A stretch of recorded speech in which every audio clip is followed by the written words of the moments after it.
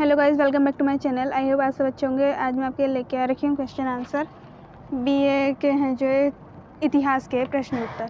तो पहला प्रश्न है इसमें, धन निर्गम से आप क्या समझते हैं?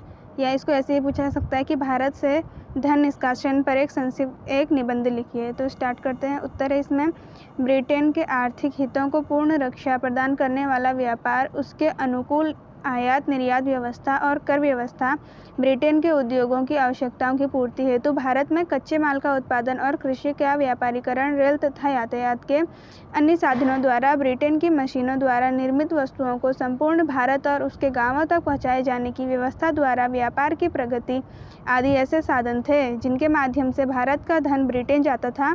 इसके अतिरिक्त भी अन्य ऐसे संसाधन थे या साधन थे जिसके द्वारा भारत का धन बहुत बड़ी मात्रा में ब्रिटेन को जाता था और जिसके बदले में भारत को कुछ भी प्राप्त नहीं होता था।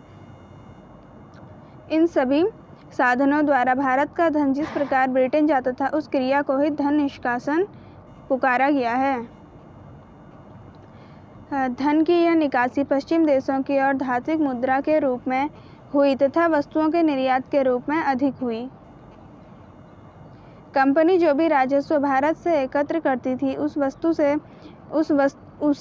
उसी से वस्तुओं को क्रय कर अपने देश को निर्यात करती थी। इस प्रकार भारत के निर्यात का चरित्र ही दूसरा था, जिसके बदले उसे कुछ भी प्राप्त नहीं होता था।